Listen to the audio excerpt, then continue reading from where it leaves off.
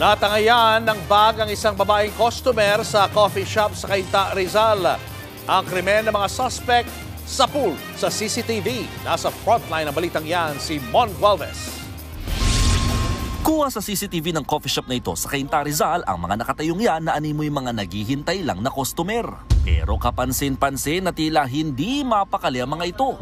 Hanggang sa sumenyas ng lalaking nakaitim at may pinapalapit. Dito na dumating ang lalaking nakaasul. Pinalibutan ng mga nakatayo ang isang babaeng customer na nakaupo. Maya-maya, dahan-dahan ng kinuha ng lalaking nakaasul ang bag na nasa likod ng babae. Sa isa pang kuha ng CCTV, makikitang magkakasunod na lumabas ang mga kawatan. Nasa 10,000 pisong cash at samot-saring card ang laman ng tinangay na bag.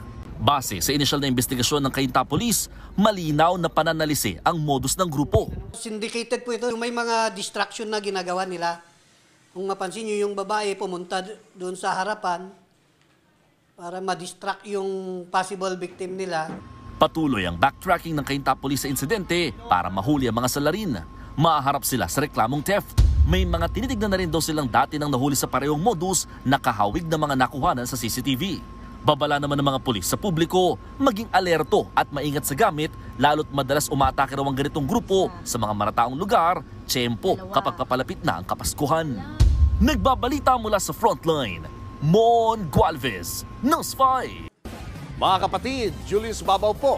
Para sa komprehensibo at makabuluhang balitaan at talakayan, mag-follow at mag-subscribe na sa social media pages ng News 5.